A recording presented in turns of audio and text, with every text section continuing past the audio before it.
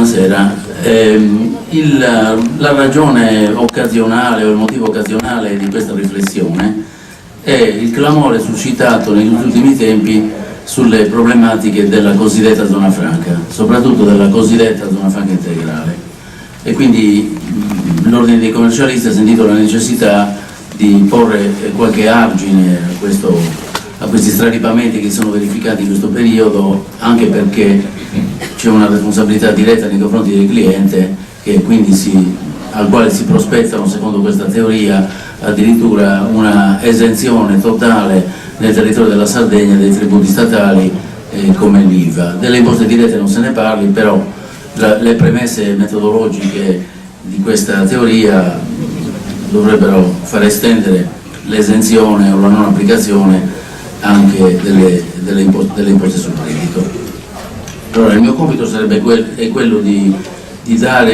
cercare di tracciare un quadro generale sulla gerarchia delle fonti e soprattutto sui limiti che a questi regimi speciali di favore, di deroga e i regimi generali vigenti nella Repubblica Italiana, i limiti che possono derivare da norme, principi o atti di organi dell'Unione Europea. Una premessa sistematica che molti dimenticano,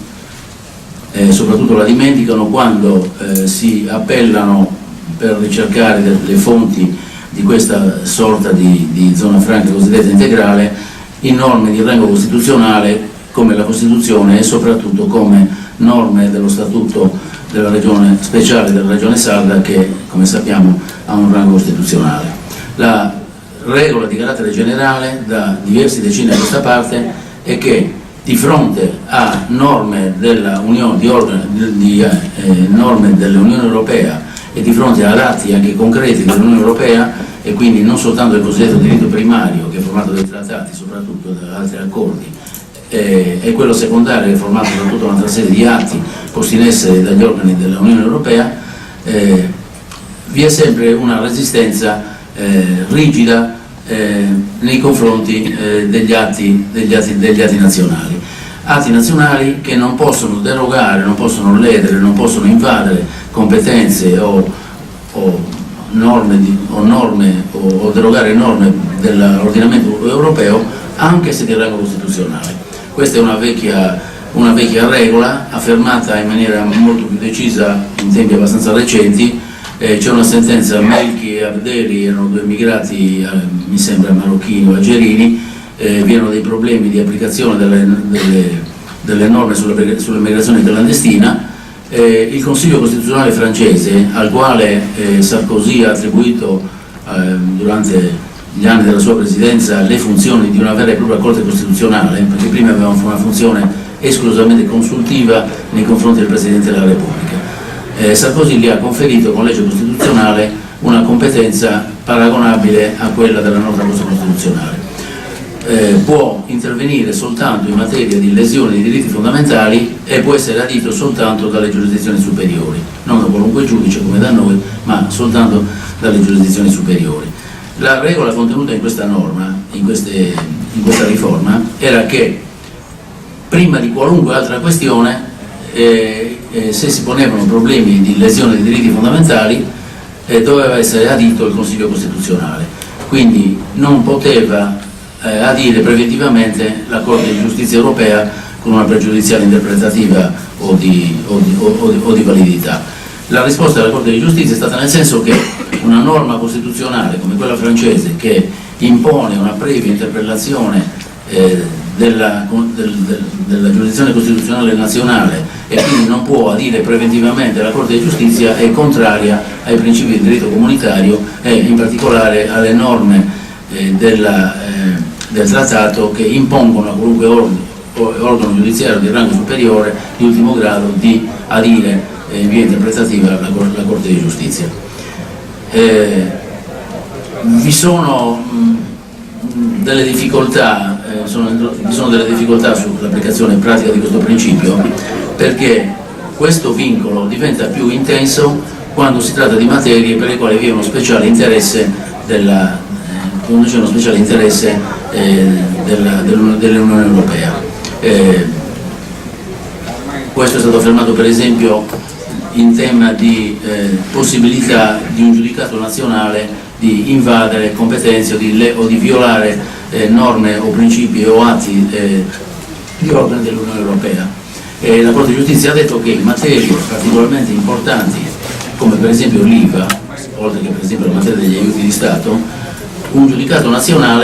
l'esistenza di un giudicato nazionale non può impedire a un giudice o all'amministrazione di applicare il diritto comunitario, il diritto dell'Unione, anche in deroga al giudicato stesso. Quindi c'è un'affermazione generale secondo cui il giudicato è un'espressione del principio della certezza giuridica, però aggiunge la Corte quando si opera in materie particolarmente sensibili come gli aiuti di Stato o come l'IVA, il giudicato nazionale non serve più a niente. Per quanto riguarda l'IVA richiamo la giurisprudenza della Cassazione e anche la sentenza della Corte di Giustizia in materia di cosiddetto giudicato esterno. Giudicato esterno è una creazione delle sezioni unite della Cassazione, cioè l'estensione di accertamenti contenuti nella sentenza ad anni diversi di imposta da quelli cui si riferisce il lato di contestazione. La Corte di Giustizia ha detto che un principio del genere è contrario al principio della effettiva applicazione del diritto comunitario all'ora del diritto dell'Unione Europea e specialmente dell'IVA. Questa è la sentenza cosiddetta fallimento Olympic Club. In questi anni si è anche sviluppato un dibattito su quelli che sarebbero i cosiddetti controlimiti all'applicazione del diritto comunitario, cioè l'Unione Europea ha i suoi limiti, ha le sue competenze sfociano nell'emanazione di atti che possono essere atti normativi o atti anche amministrativi. Le decisioni della Commissione, nonostante l'espressione, non sono atti giurisdizionali ma sono atti amministrativi, perché l'ordinamento comunitario ha tradotto letteralmente l'espressione francese décision, che significa che equivale all'espressione italiana provvedimento amministrativo, e anche le decisioni sono vincolanti nei confronti delle autorità nazionali. Si è cercato di identificare in una serie di diritti fondamentali i cosiddetti controlimiti, cioè il diritto dell'Unione può operare e quindi gli atti degli organi dell'Unione possono operare, possono essere eseguiti e producono effetti, salvo che incappino, che si scontrino con i cosiddetti diritti fondamentali. Cosa siano questi diritti fondamentali? Lo hanno detto parecchie volte, però alla fine in Italia per esempio non ce n'è stato neanche un esempio. L'unico caso della giurisprudenza comunitaria che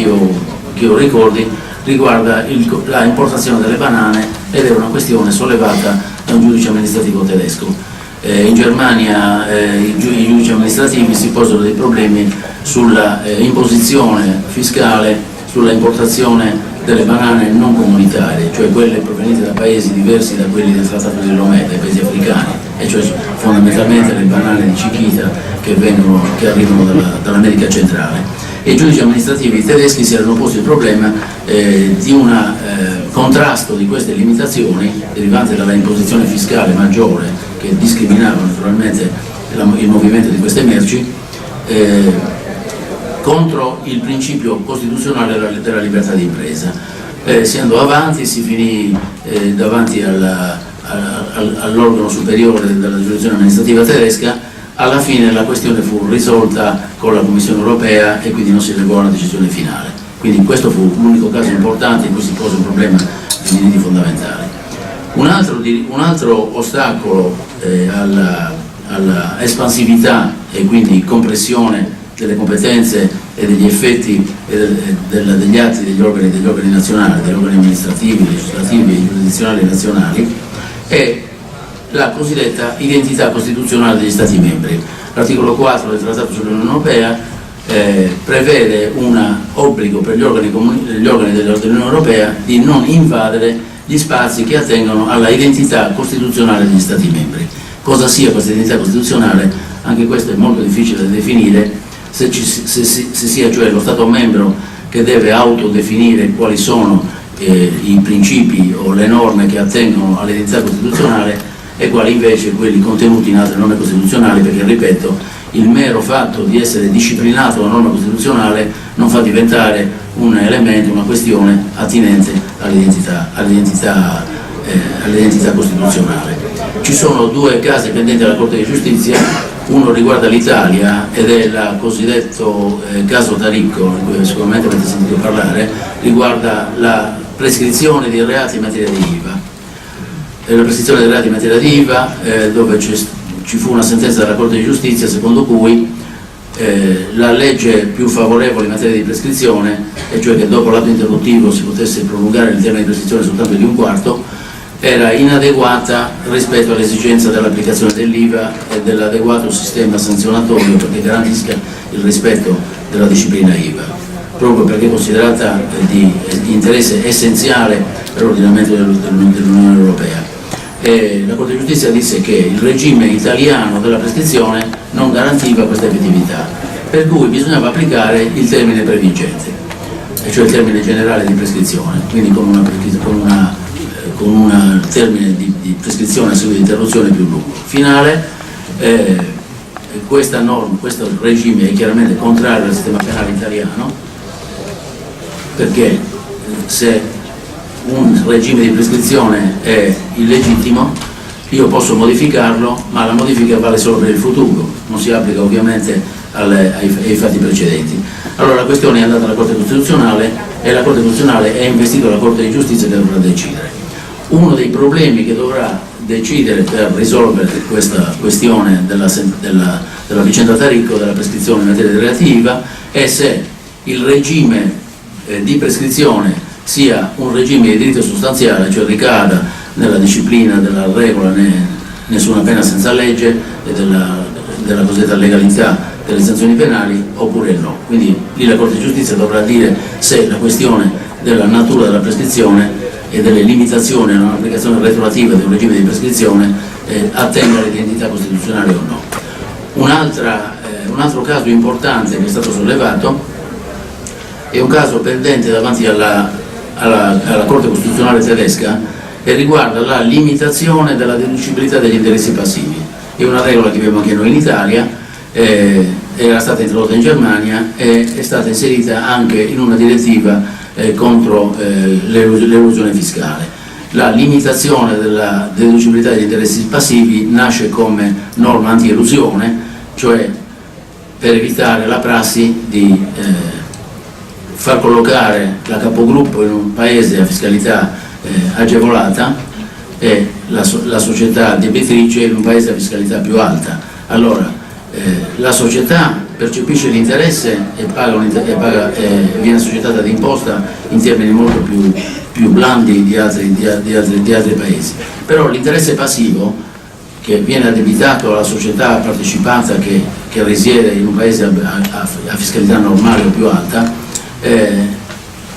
beneficia quindi della deducibilità e quindi incide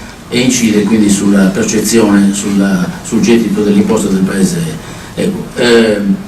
Parte come misura anti-elusione, ma in realtà probabilmente è soltanto una misura per garantire il sostrato fiscale di ciascuno Stato, quindi evitare che attraverso la possibilità concessa di instaurare, cioè di stabilire la propria sede in un qualunque paese, anche se a fiscalità è limitata, non si impoverisca in qualche modo il sostrato fiscale. In questa vicenda la Corte Costituzionale tedesca dovrà dire se la regola della deducibilità degli interessi, che deriva dalla regola della base di tassazione, il reddito netto, il fatto che la tassazione deve essere basata sul reddito netto, cioè l'oggetto della tassazione deve essere il reddito netto, sia o non sia una questione che attiene alla identità costituzionale. Io ho i miei dubbi che nel primo caso, quello italiano e quello tedesco, si tratti di questioni che attengono all'identità costituzionale, però sarà interessante sapere cosa dirà la Corte di Giustizia per individuare queste aree che dovrebbero concretarsi in elementi di identità nazionale che quindi consentirebbero allo Stato membro di derogare a norme o atti dell'Unione Europea. La situazione attuale è ulteriormente complicata per una conflitto di competenze che è sorto negli ultimi tempi tra decisioni della Corte di Giustizia Europea, della Corte dei diritti dell'uomo di Strasburgo e delle Corti Costituzionali nazionali. Quindi ci sono forti problemi, come il caso Tariq, un caso classico, perché io ritengo che la Corte di Giustizia dirà, seguendo le richieste dell'Avvocato Generale, che la regola dell'applicazione di una prescrizione che era stata abolita, e quindi una prescrizione di un termine più lungo, garantisce l'effettiva applicazione dell'IVA. Quindi una norma nazionale, un principio nazionale che ostasse a questa applicazione non dovrebbe ostare. Anche in questo caso dubito che la Corte di Giustizia dica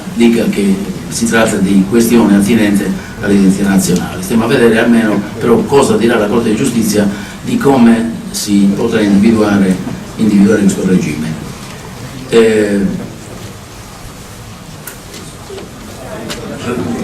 Questa vicenda è cominciata nel momento in cui la Corte di Giustizia Europea ha dato parere negativo all'adesione dell'Unione Europea alla Carta dei diritti dell'uomo, e quindi nei punti dove c'è piena coincidenza tra la Carta dei diritti dell'uomo e la Carta dei diritti dell'uomo comunitari di approvazione recente, ovviamente non ci sono problemi. I problemi sorgono quando invece questa coincidenza non c'è, e spesso non c'è perché i diritti fondamentali rilevanti per l'ordinamento dell'Unione Europea sono in gioco soltanto nelle materie che sono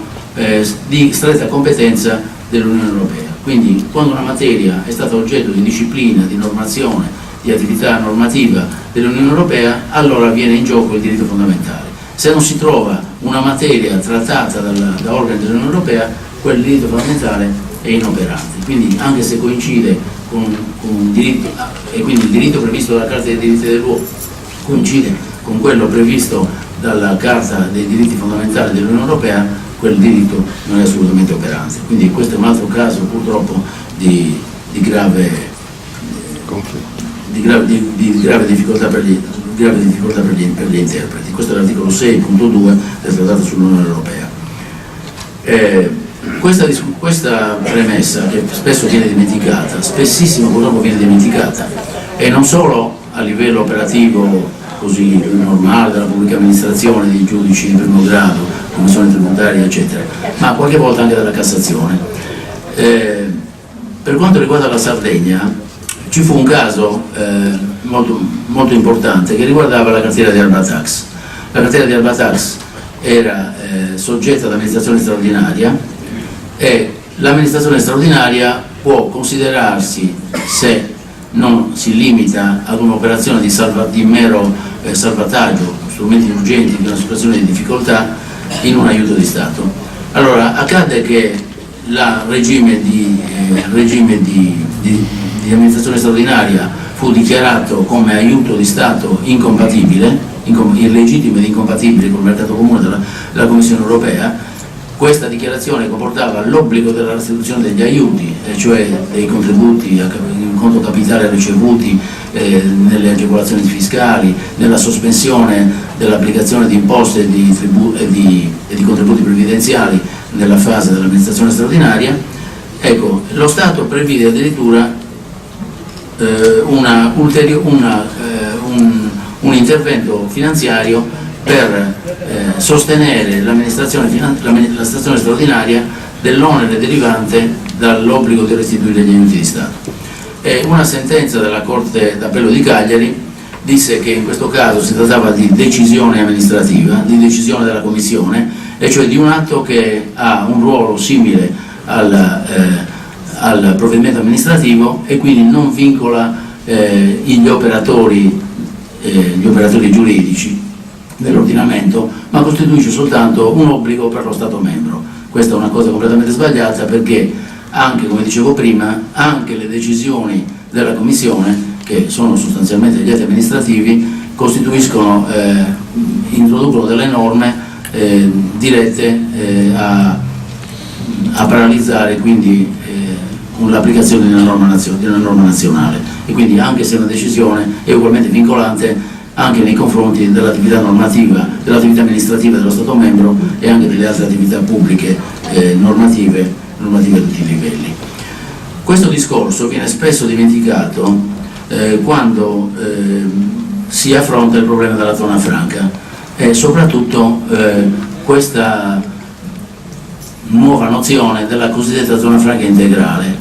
che io, per quanti sforzi abbia fatto, non sono riuscito veramente a trovare la fonte di questa sorta di questo regime. Se non ho mal capito, il regime di zona franca, che è nato nelle norme europee statali, il testo unico delle leggi sulla dogana e quindi anche le norme europee che si occupano di questo problema, riguarda soltanto la percezione e il regime doganale. Quindi sono zone nelle quali vi è una sospensione dell'obbligo di adempiere a formalità doganali particolari e di corrispondere ovviamente gli oneri tributari che sono connessi all'introduzione dei beni nello spazio doganale europeo. Perché ricordiamoci che la materia della dogana è una materia particolarmente sensibile, anche perché l'intero gettito dei diritti doganali è di pertinenza del bilancio comunitario e infatti gli Stati lo riscuotono per conto dell'Unione Europea. Quindi vale sempre quella regola enunciata così, anche se non molto chiara, dalla giurisprudenza comunitaria, secondo cui il vincolo al diritto dell'Unione Europea è ancora più forte e non ha nessun ostacolo di nessun tipo quando si tratta di materie di particolare sensibilità. Ecco, secondo questa teoria, nelle zone in cui vige il regime della zona franca doganale, vigerebbe anche un principio di non applicazione, di non operatività della normativa fiscale statale, e si parla soprattutto dell'IVA. Non capisco perché soltanto dell'IVA, perché dovrebbe riguardare anche le imposte sul reddito, però la discussione che si fa normalmente è quella dell'IVA. Devo dire che anni fa la Regione Sarda tentò di suscitare una pronuncia favorevole del Parlamento Europeo. Il Parlamento Europeo interpellò la Commissione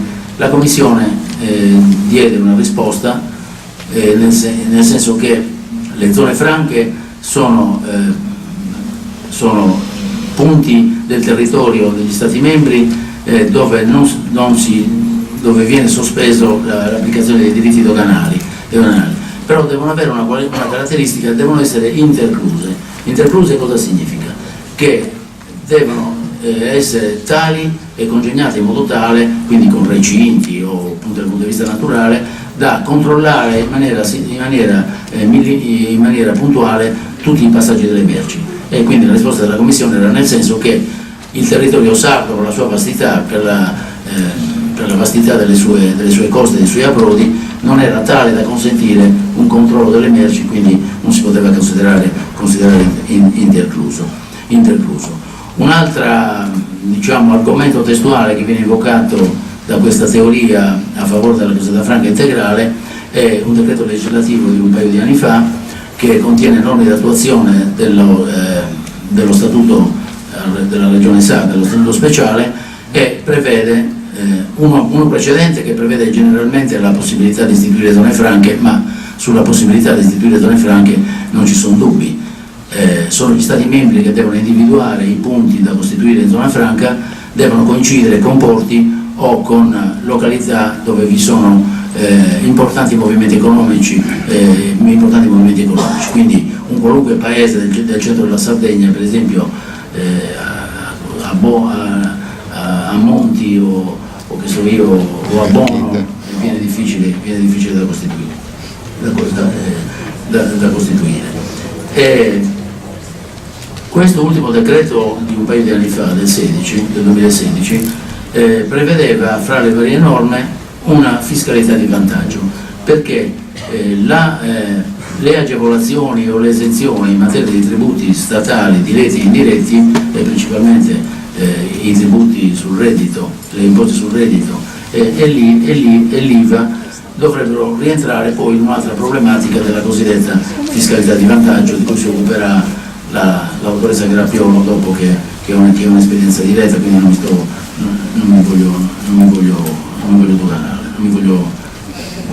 divulgare. La stessa norma prevede, di questo decreto legislativo del 16, che i regimi speciali in materia di imposte dirette, che fra parentesi devono garantire la totalità del gettito alla regione, e quindi imposte di questo genere c'è soltanto l'IRAP, quindi né l'IVA né le imposte dirette prevedono un'attribuzione totale del gettito alla regione, quindi per questo assolutamente non si potrebbe fare nulla. Ma anche ammesso che ci fossero altre imposte oltre l'IRAP per le quali è previsto l'intera devoluzione del reddito al bilancio regionale, si incappa sempre nel problema degli aiuti di Stato, che viene richiamato anche dalla stessa norma di questo decreto legislativo ed è oggetto anche di una giurisprudenza comunitaria non copiosa ma molto decisa e molto severa. Riguardava il caso delle Azzorre. In Portogallo vi è un ordinamento nel quale le competenze in materia fiscale per quanto riguarda i tributi statali sono ripartite tra Stato e Regione. Le regioni hanno delle limitate competenze in materia di applicazione e riscossione dei tributi statali. Le Azzorre a un certo momento concepirono, per superare certi momenti di difficoltà che potrebbero essere simili a quelli della Sardegna, e quindi aggravamento del costo dei trasporti, dei tempi di utilizzo delle merci, eccetera, contenne questa previsione della riduzione dell'aliquota fiscale in materia di imposte sulle società. La risposta della Corte di Giustizia fu nel senso che una norma nazionale che prevede in modo derogatorio una aliquota fiscale ridotta in un tributo statale è considerato un aiuto di Stato. Questa è la sentenza Azzorre di qualche anno fa, e quindi è una sentenza sulla quale bisognerà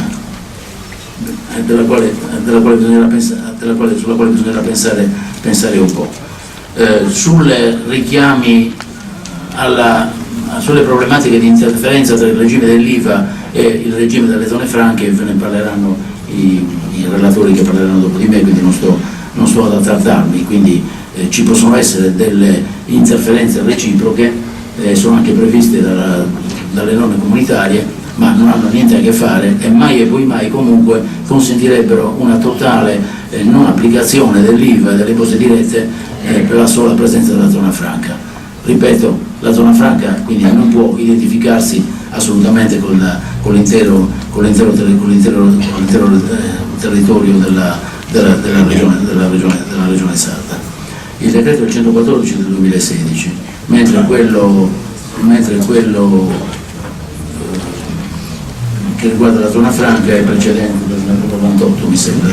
comunque ve ne parleranno i colleghi dopo.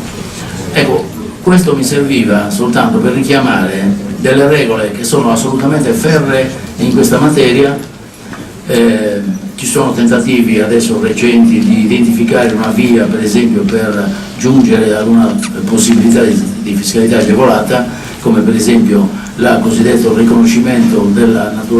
insularità della Sardegna. Io credo che sia una via che potrebbe portare anche abbastanza lontano, purché non si esaurisca alla mera enunciazione dell'insularità in una norma costituzionale che non servirebbe a nulla, cioè la creazione di un concetto costituzionale, normativo costituzionale della insularità dovrebbe condurre, per come è strutturato, ad un carattere identitario dello Stato membro. Soltanto attraverso un risultato del genere si potrebbe arrivare alla previsione di una fiscalità di vantaggio, per esempio. Mai e poi mai una esenzione totale nel territorio dei tributi statali, però potrebbe essere una via. Quindi stiamo in attesa della risposta della Corte di Giustizia su come va identificato questo carattere identitario costituzionale che deve essere sempre rispettato dagli organi dell'Unione Europea. Mi sembra che faccio passare. Allora, un attimino, prima di congedare il dottor Altieri e passare la parola all'avvocato Grappiolo, volevo porre un quesito perché nasce spontanea a questo punto la domanda, dottore. Cosa risponderebbe a chi dice che un elemento caratterizzante della zona franca è ricompreso nell'articolo 156 della direttiva IVA 112 del 2006. Sì, nell'ultima norma applicabile ha una cosa che devo richiamare rapidamente. Secondo le regole di competenza del sistema attuale degli ultimi trattati, le materie sono oggetto di decisione, alcune unanime, altre a maggioranza degli Stati membri. La materia fiscale è attribuita alla competenza degli Stati membri e ci vuole l'unanimità. Quindi in materia di IVA non si può cambiare neppure una virgola se Malta non è d'accordo, per esempio. Quindi anche questo andrebbe tenuto conto. Ora, l'articolo 156, una ipotesi dell'articolo 156, riguarda in generale l'attività dei mediatori e dice che le merci destinate a zona franca possono essere considerate esenti da IVA, ed è una scelta dello Stato membro, però non è una norma obbligatoria della direttiva IVA. La direttiva IVA attribuisce agli Stati membri la facoltà di prevedere questa esenzione. L'esenzione però significa soltanto l'operazione strettamente connessa all'introduzione nel territorio statale e all'assoggettamento della zona franca, ma non vuol dire che una volta che è entrato in zona franca rimane permanentemente esente da IVA, quindi rimane esente da IVA finché è assoggettato al regime della zona franca. Nel momento in cui esce dalla zona franca, con tutti i vantaggi che ha avuto del mancato incremento del valore doganale eccetera, riprende la regola normale e quindi l'IVA andrà applicata. Quindi è un richiamo che fanno questa tesi qui della zona franca integrale che non è assolutamente pertinente, perché è chiaro che ci può essere un'interferenza reciproca del regime doganale col regime IVA, soprattutto l'IVA di importazione, ma ripeto, è una facoltà degli Stati membri prevista dalla direttiva IVA, quindi se lo Stato membro come l'Italia non mi risulta che abbia adottato una norma del genere, non si applica neanche questa limitata esenzione a questo passaggio. Perfetto, ringraziamo il dottore Altieri.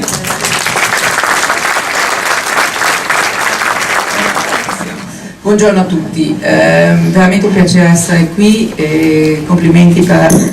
la partecipazione a questo convegno, a questo seminario. Ringrazio l'Ordine dei Commercialisti di Cagliari che mi ha cortesemente ospitato, il dottor Altieri che mi ha invitato a prendere la parola. Evidentemente dopo che il dottor Altieri vi ha spiegato tutto quello che abbiamo sentito è molto difficile dire cose interessanti, nuove eccetera. È un tema assolutamente sensibile non solo per la Sardegna ma per moltissime regioni in Europa. La mia presentazione sarà abbastanza limitata direi, ma voglio a sottolineare alcuni degli aspetti che il dottor Altieri ha già enunciato e soprattutto a dare comunque un messaggio positivo, di possibile di dialogo tra l'Unione e le regioni e lo Stato italiano. Prima mi aiuto con alcune slide perché non sempre la mia dizione è chiara, ma almeno potete seguire sullo schermo. Interrompetemi se dico cose che non sono comprensibili. L'altra premessa volevo precisare, mi hanno dato l'onore di rappresentare l'Unione, in realtà molto più modestamente lavoro alla Commissione, lo preciso a rischio di essere banale, ma temo sempre che il quadro istituzionale dell'Unione Europea non sia chiarissimo a tutti. Comunque sapete che nell'Unione Europea ci sono diverse istituzioni, diversi organi che svolgono i compiti che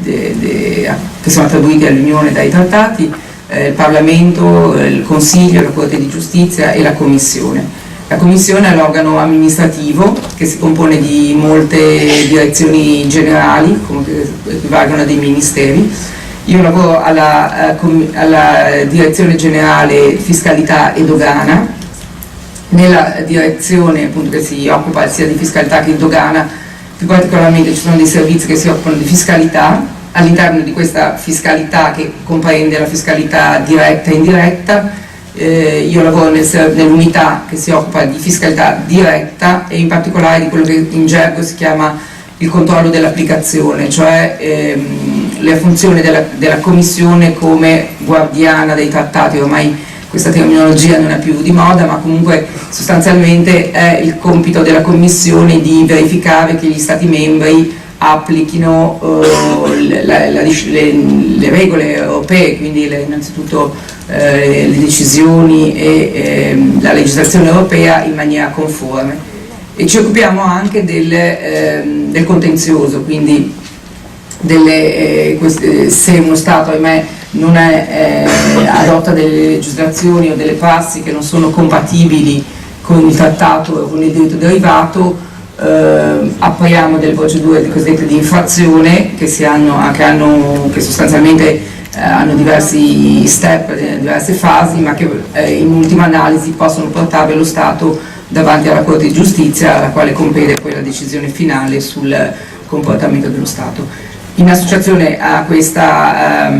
attività, diciamo, di monitoraggio, assistiamo la Corte nelle questioni preliminari, nelle questioni pregiudiziali, che sono un elemento e sono state un elemento fondamentale nell'evoluzione del diritto europeo fiscale, perché come diceva il dottor Altieri, la regola dell'unanimità, ahimè, soprattutto in materia di fiscalità diretta, ha rallentato enormemente il processo cosiddetto di armonizzazione delle regole fiscali, e per cui molta delle regole, dei principi sono stati affermati in via giurisdizionale dalla Corte, ma hanno la stessa valenza dei principi che sono affermati nel trattato. Per cui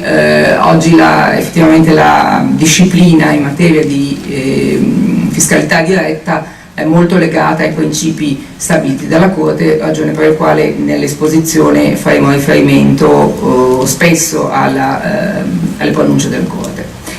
Allora, il convegno parla dei limiti del diritto dell'Unione. Ovviamente l'Unione ha sempre un po' gli Stati, quando andiamo a parlare al pubblico, l'Unione viene sempre caratterizzata un po' come il limite, l'aspetto negativo, l'aspetto così. Ci tenevo anche a sottolineare, come ha detto il dottor Altieri, che il principio è quello invece di un rispetto dell'Unione nei confronti dell'identità nazionale degli Stati, nella loro struttura fondamentale, politica e costituzionale. È vero, non c'è una definizione e aspettiamo con ansia le sentenze che ha citato il dottor Altieri per poter dare a questo concetto di identità nazionale un po' più di concretezza. Vero è che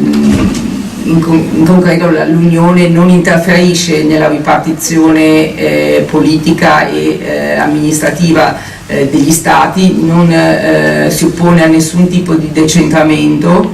e ovviamente gli Stati sono liberi di organizzare la propria struttura amministrativa, la propria struttura territoriale come meglio credono. I limiti, perché ci sono imposti dal diritto europeo, ma che sono limiti che non nascono, diciamo, dal cielo, ma sono i limiti che gli Stati hanno voluto darsi con decisioni unanimi. Questi limiti devono essere applicati a tutti i livelli della struttura amministrativa e politica dello Stato, quindi il fatto che una regione detenga certi poteri o una certa autonomia non esenta la regione o lo Stato da rispettare questi limiti europei. Quindi parliamo effettivamente anche di vincoli dell'Unione, del diritto dell'Unione al decentramento. Tenete presente che lo Stato attuale, lo Stato in quanto persona Stato, diciamo, nella sua varia articolazione, è comunque l'interlocutore con Bruxelles, nel dialogo con le istituzioni, e quindi in ultima analisi è solo responsabile della mancata attuazione o della violazione eventuale degli obblighi di fare o di non fare che possano essere stati concretizzati invece da degli organismi infrastatuali come le regioni o gli enti locali. Attualmente la situazione è effettivamente diciamo tesa tra due poli, questa della tendenza a una decentralizzazione politica amministrativa molto importante. Nel passato soltanto gli stati cosiddetti federali avevano la struttura decentralizzata, dove le regioni o le parti di questo stato godevano di una forte autonomia. Oggi anche questa esigenza del decentramento, della decentralizzazione dei poteri è sentita in moltissimi stati, anche che sono stati unitari per definizione. E quindi la fiscalità, che rientra nelle competenze evidentemente degli stati, risente anche di questa tensione tra un'esigenza di una maggiore integrazione a livello europeo, perché il funzionamento del cosiddetto mercato interno non può essere ottimale se ci sono delle regole fiscali frammentate, come è attualmente il caso ancora oggi. Quindi, c'è questa tendenza all'armonizzazione, e in questi giorni, soltanto per darvi un esempio, parliamo moltissimo di quella che è la digital taxation, digital tax. Abbiamo veramente la difficoltà, parlo dei servizi della Commissione, di creare una forma di tassazione che deve, diciamo, colpire, deve essere pagata dai grossi colossi, soprattutto americani, che hanno comunque attività in tutti i paesi. Ebbene, concepire una tassazione soltanto a livello europeo è difficile. Immaginiamoci ancora concepirla una tipologia di tassa sul digitale a livello nazionale. I fenomeni della realtà passano le frontiere europee, quindi c'è questo bisogno di una maggiore integrazione e armonizzazione a livello europeo, ma c'è anche questa frammentazione, questa attribuzione delle competenze fiscali a livello territoriale molto più decentrata, e per cui il diritto europeo, così come è stato concepito nella sua essenza, soffre di questa dicotomia, di questa tensione, e i principi che illustreremo non sono probabilmente adattati alla realtà che sta cambiando. Dunque si parlava di zone franche e zone franca integrale. Anche su questi concetti interverranno i relatori che sono più esperti di me. Giusto per dare limite alla mia presentazione, ho messo sulla slide due colonne separate per effettivamente di che cosa stiamo parlando. Ci sono le zone franche doganali, che sono previste dall'articolo 243 del codice doganale europeo, che è un codice che è un regolamento, quindi si applica direttamente negli stati senza neanche bisogno di una misura di trasposizione. Non mi dilungo nella spiegazione, comunque è stato già detto dal dottor Altieri. Si tratta di regimi specifici transitori che riguardano delle merci dei paesi che arrivano dai paesi terzi o devono essere esportate in paesi terzi. Quello che volevo aggiungere rispetto forse a quello che aveva detto, che attualmente proprio nei servizi della mia direzione stanno riflettendo sull'applicazione del concetto di zona franca nell'Unione, anche a seguito a diversi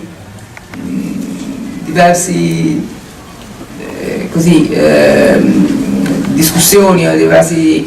sollecitazioni che sono arrivate al Parlamento europeo, dalla stampa, così, del possibile abuso, utilizzo distorto della zona franca per favorire fenomeni abusivi di riciclaggio o fenomeni di elusione, fenomeni illegali. Per cui attualmente ho letto en passant un documento che per il momento è un documento provvisorio interno, ma si potrebbe anche pensare ad un maggiore controllo da parte degli organismi europei nell'istruzione e soprattutto nella concreta applicazione di queste zone franche, perché restano quasi all'esclusiva discrezione e sotto il controllo esclusivo degli Stati membri. L'altro lato della slide riguarda le zone franche impropriamente fiscali, o comunque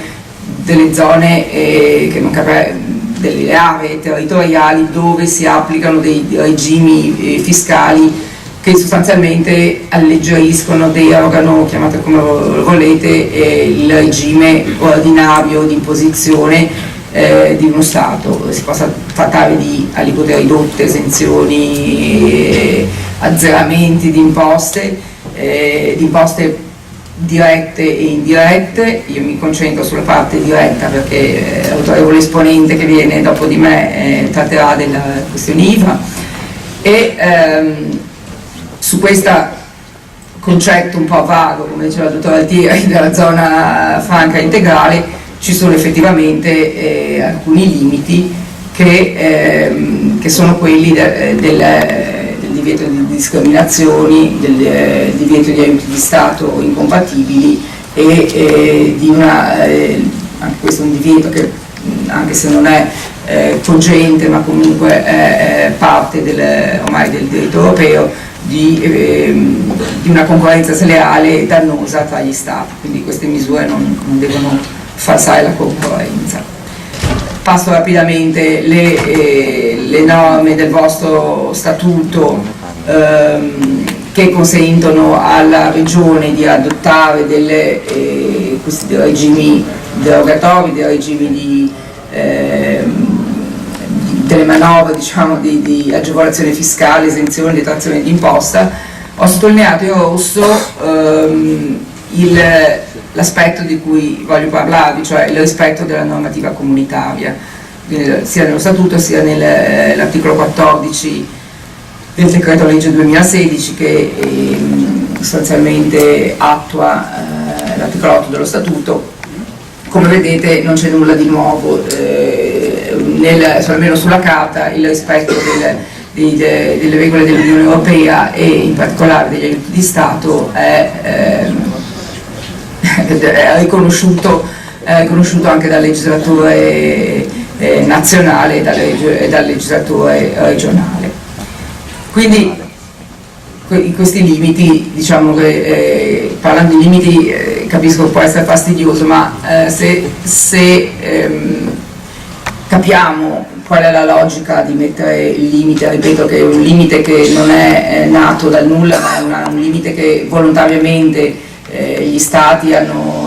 rappresentanti degli stati, dei governi che hanno istituito l'Unione all'epoca e che hanno fondato i trattati, hanno stabilito i trattati, hanno deciso di darsi, quindi la logica è quella di agevolare il mercato interno, di dare una possibilità di funzionamento ad un mercato che è senza frontiere interne, dove le merci devono circolare, le merci, le persone, gli investimenti, le società devono potersi costituire in maniera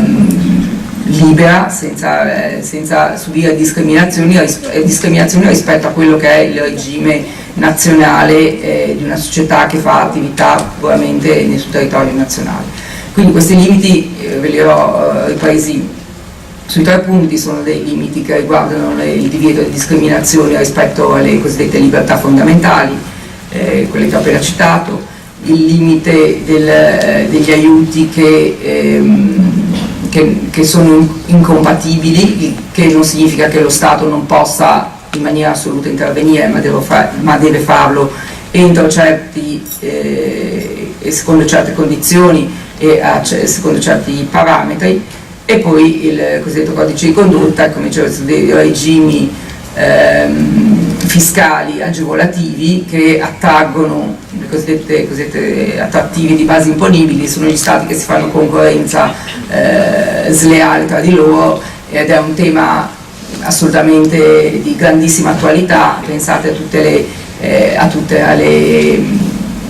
le ultime decisioni prese dalla Commissione sui cosiddetti ruling internazionali, no? Quelle discipline fiscali che hanno consentito alle multinazionali di insediarsi in stati che hanno una fiscalità molto più leggera rispetto ad altri e quindi a trarne la base imponibile a scapito degli altri stati dove invece viene creata effettivamente la ricchezza delle stesse società. Allora, i limiti quindi diciamo si applicano quando c'è poi un controllore, il controllore in questo caso, come dicevo prima, è la Commissione, e il principio della Corte è che la fiscalità rientra nelle competenze nazionali, in particolare la fiscalità diretta. Fino a poco tempo fa, se leggete le sentenze della Corte, cominciava sempre con una formula di stile dicendo nonostante la fiscalità diretta rientri nelle competenze esclusive dello Stato, lo Stato deve però non discriminare, eccetera, eccetera. Questi appunto, essendoci poi dei limiti che derivano dall'Unione Europea, dal diritto europeo, la Commissione è necessariamente l'organo che è competente a verificare il rispetto delle regole. E cosa può fare la Commissione? La Commissione, dicevo, dichiara innanzitutto per quanto riguarda le misure che sono qualificate, definite degli aiuti di Stato, può dichiarare incompatibili queste misure e quindi proibirne l'esecuzione. Normalmente un aiuto deve essere notificato alla Commissione ex ante, cioè prima di entrare in vigore, e può ordinare, anzi normalmente ne ordina il recupero quando la misura è stata applicata nonostante il divieto di incompatibilità. E poi dicevo, la Commissione fa anche delle procedure di cosiddette infrazioni quando la misura non è qualificata come aiuto di Stato ma comunque ha dei profili di incompatibilità rispetto alle libertà fondamentali. Le libertà fondamentali sostanzialmente vietano la discriminazione tra che cosa? Tra il regime che si applica, il regime fiscale che si applica ad un'attività domestica, che cioè avviene puramente, esclusivamente sul territorio nazionale, e un'attività comparabile, quindi dello stesso tipo, che invece avviene tra due Stati membri. In una precedente edizione, diciamo, di questo convegno che ho fatto due anni fa qua proprio in Sardegna, mi ero dilungata un po' più sulla sentenza della Corte che avevano affrontato il problema della fiscalità locale di vantaggio. Sostanzialmente sono delle misure che esentano cioè delle misure fiscali che si applicano soltanto quando l'attività è cross border o è intra-regionale o comunque tra due Stati membri, invece esentano la stessa attività quando è puramente a livello regionale o a livello locale. In una serie di sentenze, appunto, che qua mi sono limitata a enunciare, la Corte ha sempre detto che quando le due attività sono assolutamente comparabili, il carattere interstatuale e comunque cross border dell'attività non può essere una ragione per tassare di più o tassare in maniera diversa l'attività rispetto al regime domestico. Conoscerete voi fin troppo bene forse la vicenda che è andata davanti alla Corte di Giustizia, che riguardavano le tasse cosiddette sul lusso, le tasse regionali che erano state istituite in Sardegna sulle attività di diporto e sugli aeromobili. Allora, rapidamente sugli aiuti, perché come avete capito la disciplina degli aiuti è essenzialmente il framework, il quadro normativo dove la fiscalità di vantaggio si inserisce meglio. Il principio è quello di un divieto generale, salvo delle deroghe previste dai trattati, sono incompatibili col mercato interno gli aiuti concessi dagli Stati o mediante risorse statali sotto qualsiasi forma che favoriscono alcune imprese o alcune produzioni e quindi falsano o minacciano di falsare la concorrenza. Che cosa vuol dire questo? Questo è l'articolo 107.1 del trattato. Che cosa vuol dire? Non voglio annoiarvi con tutta una lezione sul concetto di aiuto, eccetera, ma per riprendere semplicemente che sia chiaro a tutti, significa che una misura nazionale o anche regionale o anche locale che conceda delle sovvenzioni o a una determinata impresa, ad un gruppo di imprese da cui questa impresa o gruppo di imprese ne traggono beneficio a scapito dei concorrenti, crea una cosiddetta distorsione del mercato geografico, del mercato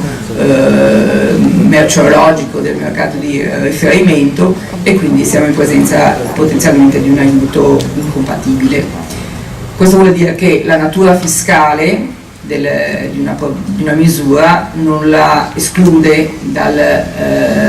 concetto di aiuto, perché come avete visto l'aiuto può essere dato non solo come sovvenzione, che è la forma evidentemente più praticata, ma anche come rinuncia dello Stato a percepire un gettito, quindi rinuncia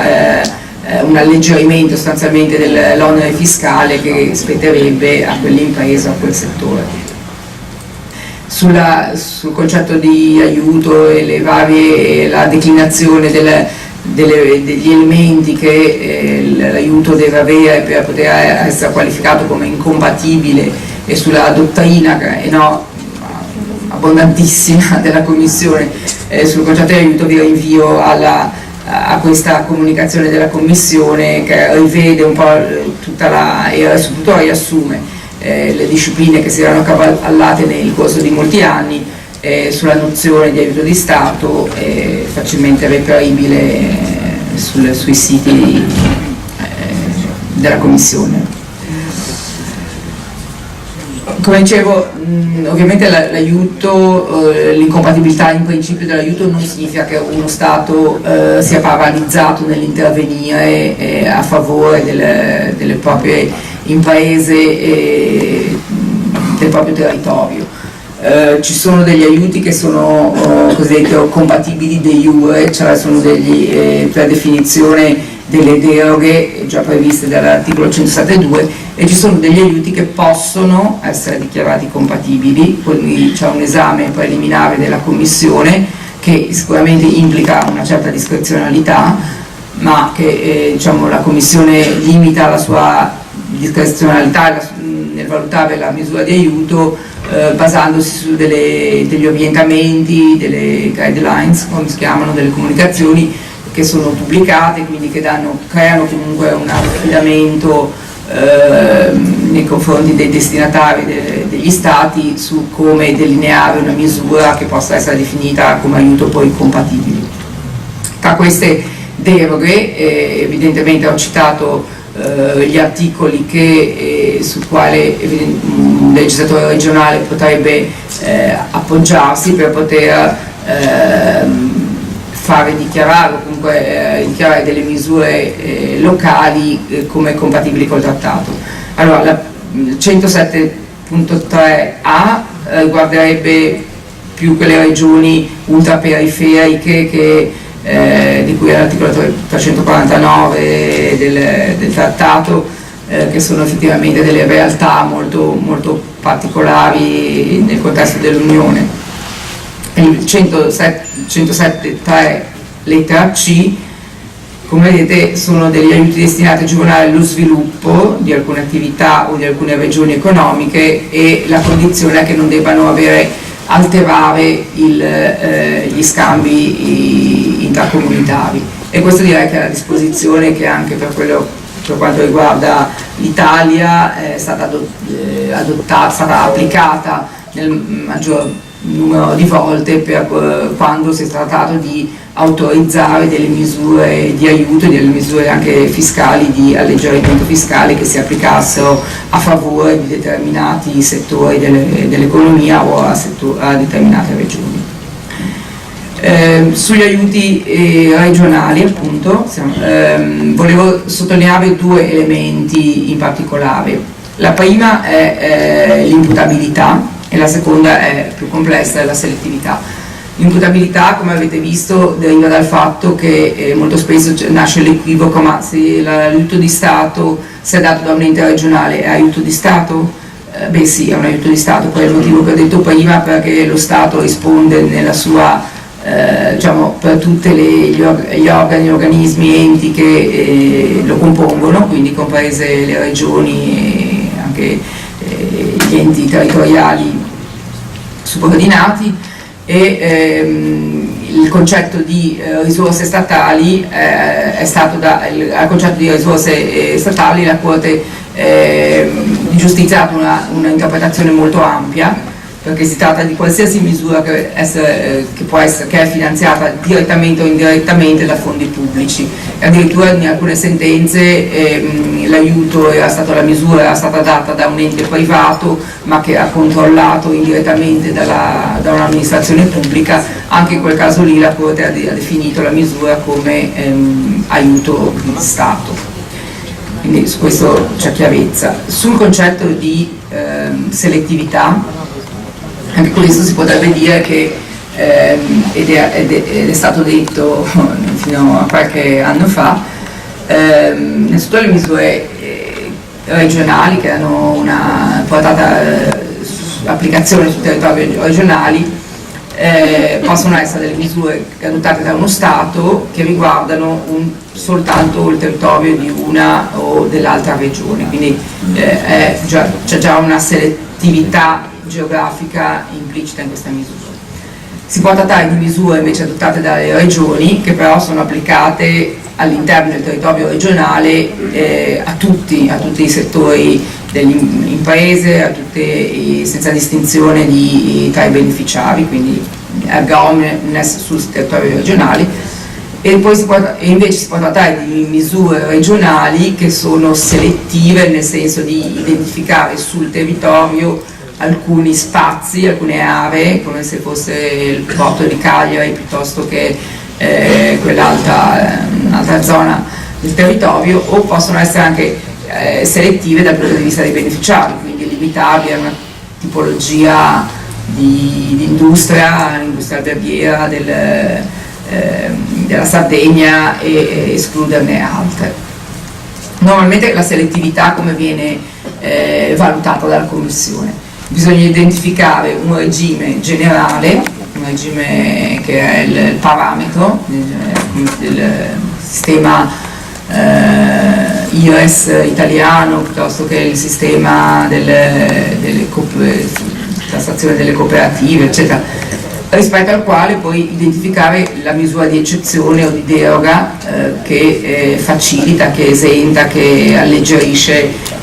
rispetto al sistema generale, e capire poi se questa eccezione è un'eccezione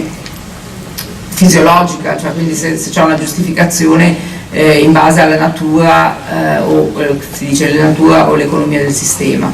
Quindi non tutte le eccezioni sono delle eccezioni che risultano in un aiuto incompatibile, perché pensate a certi tipi di deduzioni fiscali per carichi di famiglia eccetera, sono assolutamente fisiologiche al sistema generale come è stato concepito e per le finalità legittime dello Stato.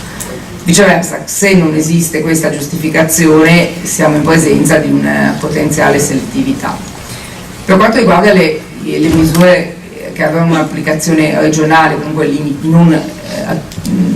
che non si estendevano a tutto il territorio di uno Stato, la questione era nata se ogni misura geograficamente limitata era di per sé selettiva. In un certo senso lo è, perché appunto distingue il territorio regionale rispetto al territorio nazionale, e nel passato vi erano state queste conclusioni dell'avvocato generale Saggio nelle cause che riguardavano le province basche, nel quale l'avvocato generale aveva concluso: ma in effetti sì, una misura geograficamente selettiva è di per sé una misura incompatibile, perché non si applica al territorio di tutto lo Stato, anche perché, diceva l'avvocato, se uno Stato potesse ripartire le competenze a livello regionale eluderebbe il divieto di aiuti di Stato in maniera molto, molto facile. In realtà su questo concetto la Corte ha evoluto, grazie a Dio, e con la sentenza che è stata citata dal dottor Altieri, che è la sentenza delle Azzorre, delle Azzorre, il caso del Portogallo contro Commissione. E la Corte cosa ha detto? La Corte ha detto che in effetti non è vero che una selettività geografica sia di per sé una selettività incompatibile con il trattato, e in particolare perché non si può escludere che un'entità infrastatale sia dotata di un'autonomia di fatto e di diritto in ragione del proprio statuto che la renda così tanto autonoma, direi, dal governo centrale, per cui sia in effetti quell'autorità infrastatale e non il governo centrale ad assumere un ruolo determinante, un ruolo fondamentale nelle decisioni politiche economiche che riguardano le imprese sul suo territorio. In questo caso, quindi in presenza di questa autonomia accentuata dell'entità infrastrutturale, il parametro di riferimento non è più il territorio dello Stato, ma sarà piuttosto il territorio sul quale esercita competenza l'organo, la regione o l'autorità che ha adottato il provvedimento.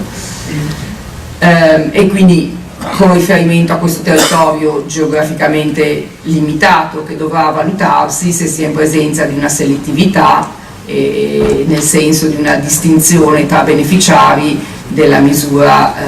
fiscale in questione. Tra l'altro nella sentenza Azzorre la Corte ha concluso che si era in presenza di selettività, ma non è tanto quello che è importante, è più che altro il principio che ha ribaltato un po' assolutamente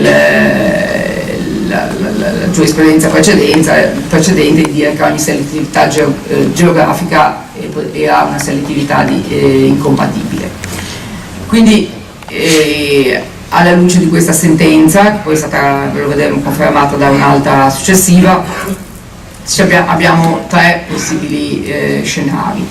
La prima è quello di uno Stato centrale che applica dei provvedimenti che riguardano la fiscalità, la tassazione, livelli di tassazione inferiori per quanto riguarda una determinata area geografica, una porzione del suo territorio. E chiaramente qui siamo in una misura geograficamente selettiva, perché è lo Stato che adotta la misura e fa una distinzione tra un territorio e l'altro, a meno che non ci sia appunto una delle clausole di giustificazioni che abbiamo detto del 107.3 lettera C. L'altra è quella che viene detta in gergo la devoluzione simmetrica, cioè quando lo Stato decentra determinate decisioni anche in materia fiscale a delle autorità locali che sono appunto autonome, e quest'ultime possono applicare sullo stesso livello, a parità di condizioni, un certo alleggerimento fiscale sul proprio territorio. E vedremo un esempio molto interessante che ha riguardato l'Italia di questo tipo di attribuzione. E la terza è la cosiddetta devoluzione asimmetrica, quando abbiamo un'autorità locale, un'autorità regionale che è dotata di un'autonomia rafforzata o particolare rispetto alle altre regioni dello Stato, e in questo caso saremo presenti di un aiuto di Stato, AS vorrebbe dire aiuto di Stato, a certe condizioni, cioè quando non applica il provvedimento in maniera generale. L'autonomia di cui dicevo prima, la Corte l'ha caratterizzata secondo tre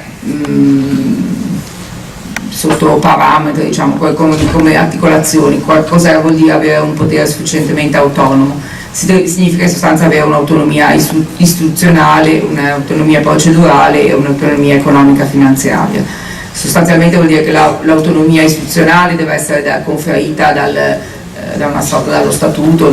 secondo l'articolazione dei poteri tra lo Stato centrale e l'organo regionale a livello costituzionale, per esempio. E l'autonomia procedurale significa che nella decisione specifica che riguarda quel provvedimento fiscale di alleggerimento l'organismo infrastatuale deve averlo preso senza ingerenza da parte del governo centrale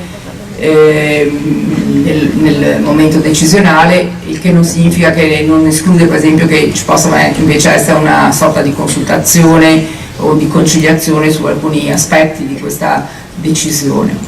E l'autonomia economica e finanziaria, che è molto spesso anche difficile poi da accertare, riguarda il fatto che il carico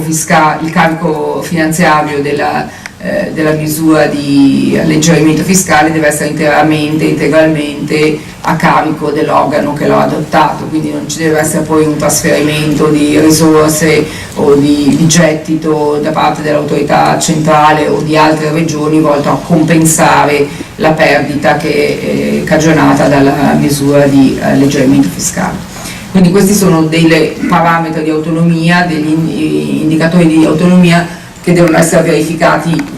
concretamente dall'organo nazionale, dal giudice nazionale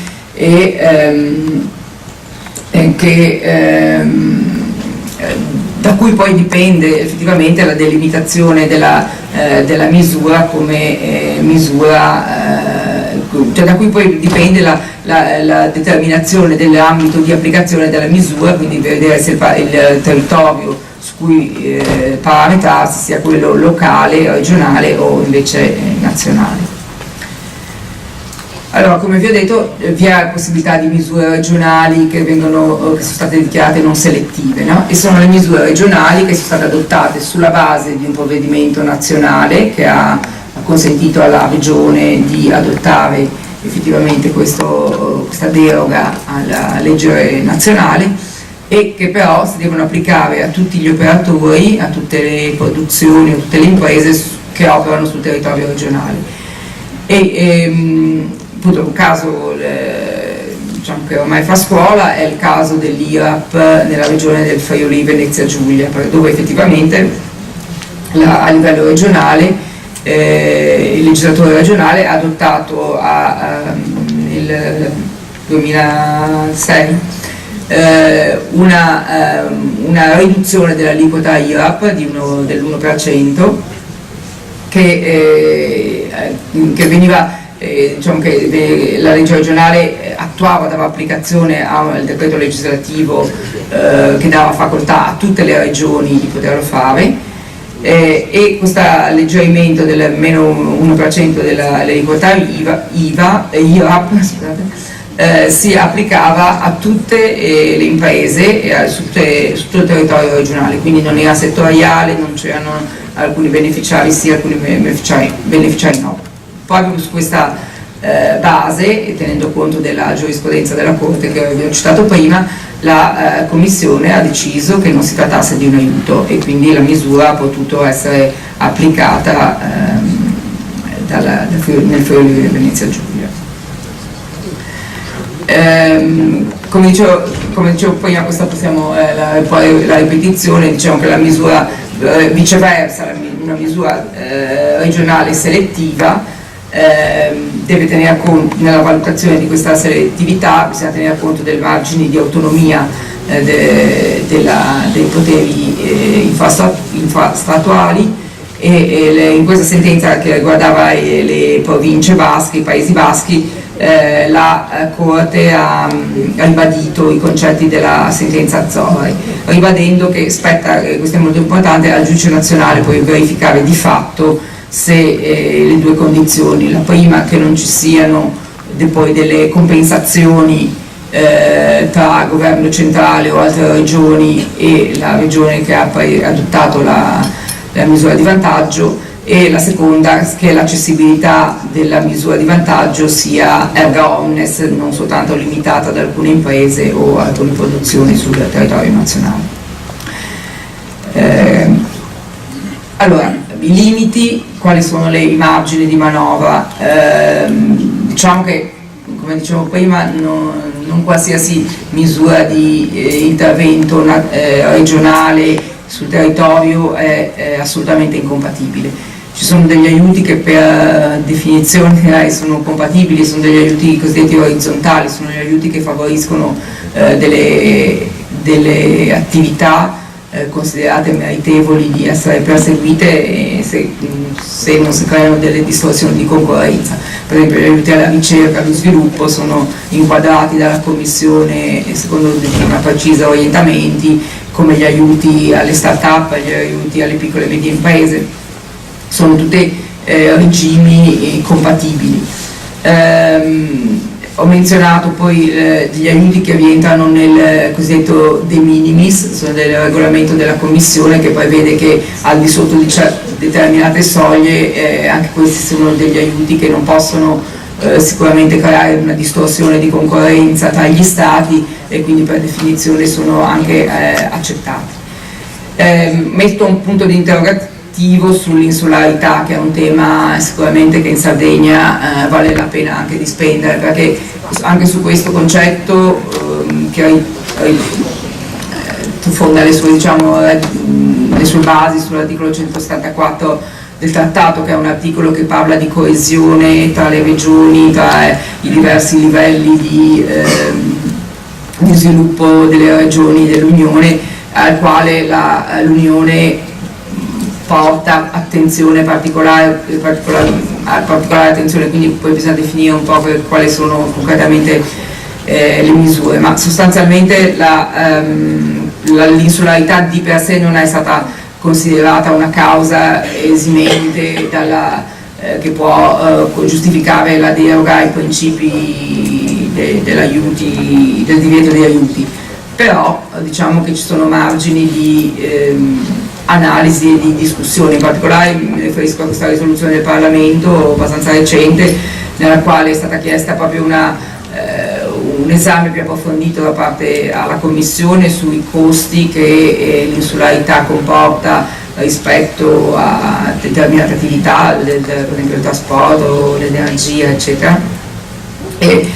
si vorrebbe creare questo che è un quadro strategico dell'Unione per le isole, quindi anche questa è la varietà della dimensione insulare e le problematiche molto spesso sono simili, molto spesso sono diverse, quindi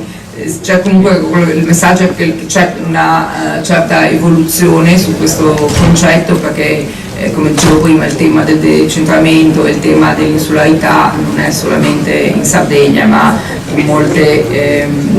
altre parti dell'Europa. E poi sul tema, diciamo che sempre tra le misure che effettivamente nel passato sono state anche accettate dalla Commissione, ci sono delle deroghe eccezionali, comunque di carattere temporaneo, e per esempio ho pensato al regime di accisa sulle sigarette che si applicava in Corsica, che è stato accettato come un aiuto compatibile dalla Commissione. Questo per dire di nuovo che appunto l'insularità potrebbe essere effettivamente un elemento che fa la differenza. Un altro tipologia di misura che è stato riconosciuto come compatibile con il divieto di cui sopra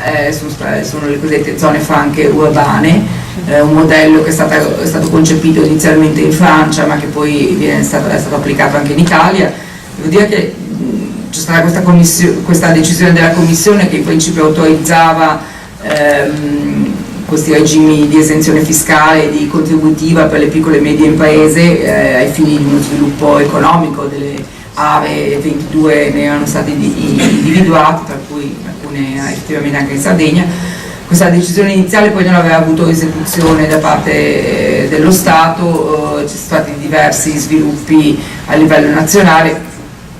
ma sostanzialmente è un modello che oggi si applica in alcune regioni, anche nella vostra provincia di Carbonia Iglesias, che tra l'altro ha un carattere sperimentale, perché è la prima volta che si applica non a un territorio che è più ampio del territorio comunale locale delle altre zone franche urbane.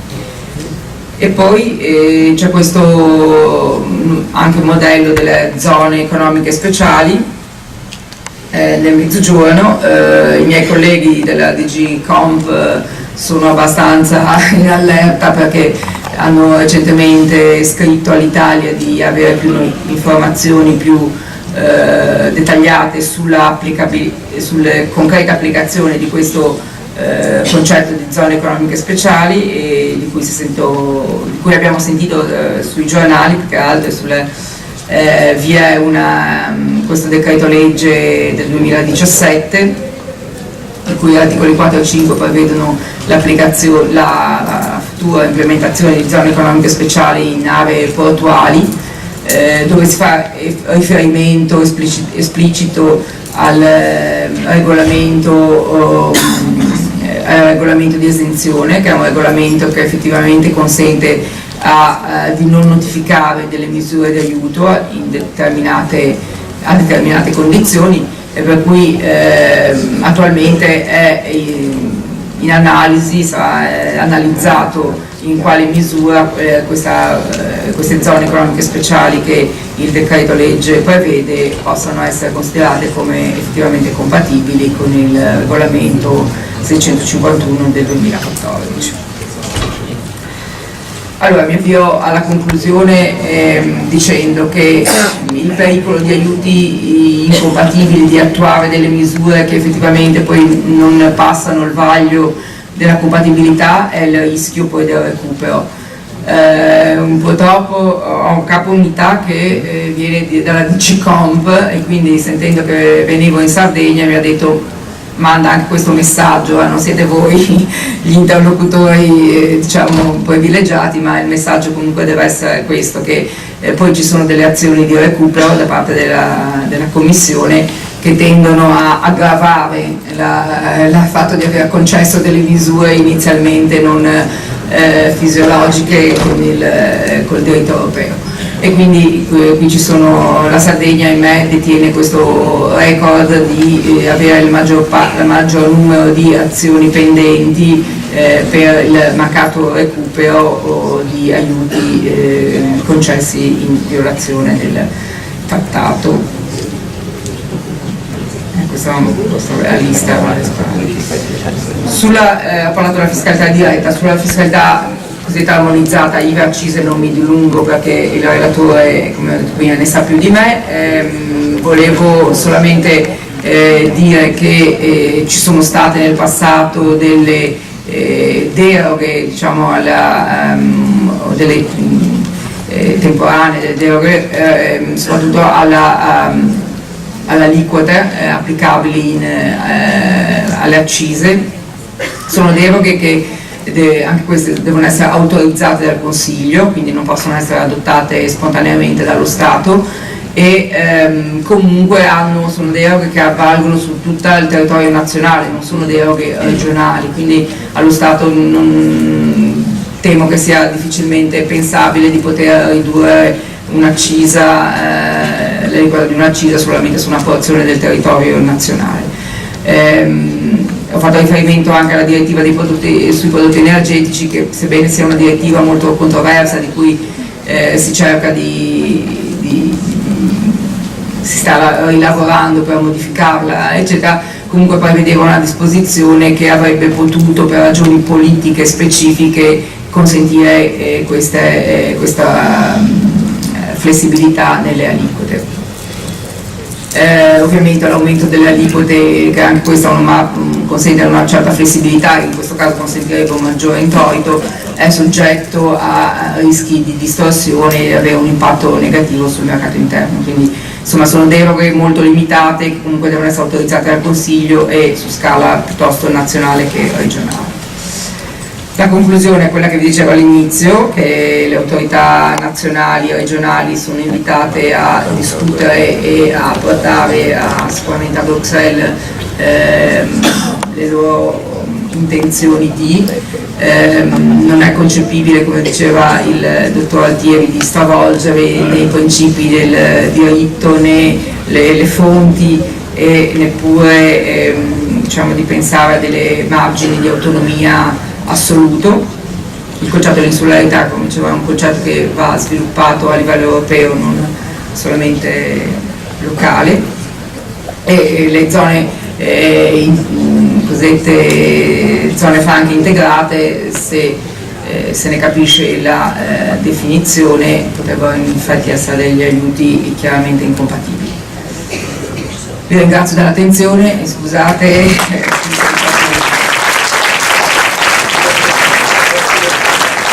Allora, ringraziamo